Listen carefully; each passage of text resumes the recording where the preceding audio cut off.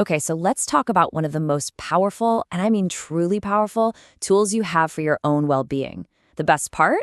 It's completely free. It's with you literally 24/7, and you're actually using it right now. Yep, I'm talking about your breath. We're always looking for the next thing to manage our stress, right? New apps, fancy classes, that vacation we've been dreaming of. But what if the most powerful tool wasn't something you had to buy or find? What if it was already inside you, just waiting for you to pay attention to it? And that right there is the whole idea behind breathwork.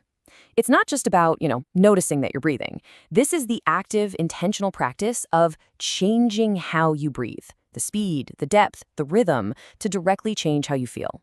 It's really about you taking the wheel of your own nervous system. Now, I get it. This might sound a little bit out there, but the power of your breath is actually grounded in some pretty solid, fascinating biology.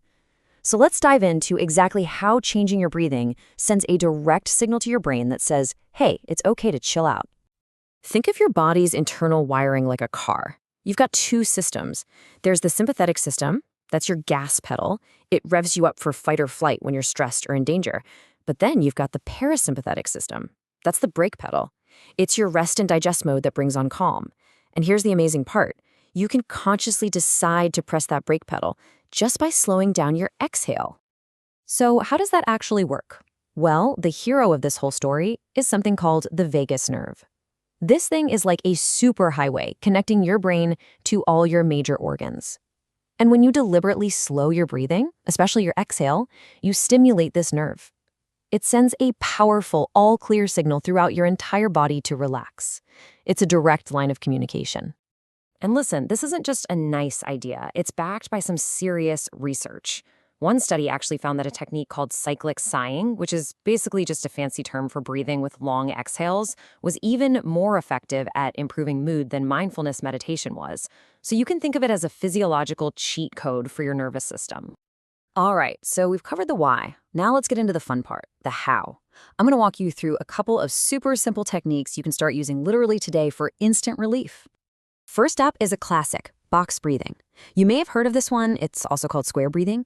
It's a favorite of people who have to stay calm under immense pressure. Think Navy SEALs, athletes, surgeons. Its structure is what makes it so darn effective.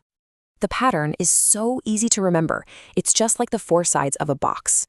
You breathe in for 4 seconds, hold it for 4, breathe out for 4, and hold again for 4. That simple act of counting gives your anxious brain something to focus on, which breaks that cycle of stressful thoughts and pulls you right back into the present moment. Okay, next up, we've got the 4-7-8 breath. Now, if box breathing is for focus, think of this one as a natural tranquilizer. It's amazing when you're feeling really anxious or, and this is a big one, when you just can't seem to fall asleep. Here's the rundown. You breathe in quietly through your nose for a count of 4, you hold your breath for 7, and then you exhale completely through your mouth, making a little whoosh sound for a full 8 seconds. That extra long exhale, that's the magic ingredient. It is an incredibly powerful way to slam on your body's brake pedal and just flood your system with calm. So just to give you a quick cheat sheet here. When you need to get your focus back during a crazy workday, box breathing is your friend. And when you need that deep, deep calm or you're just tossing and turning at night, the 4-7-8 breath is definitely your go-to. Now that you have these tools, I think it's really cool to remember that this isn't some new age wellness trend. By practicing these techniques, you're tapping into a wisdom that is thousands of years old, a practice that's now finally being proven by modern science.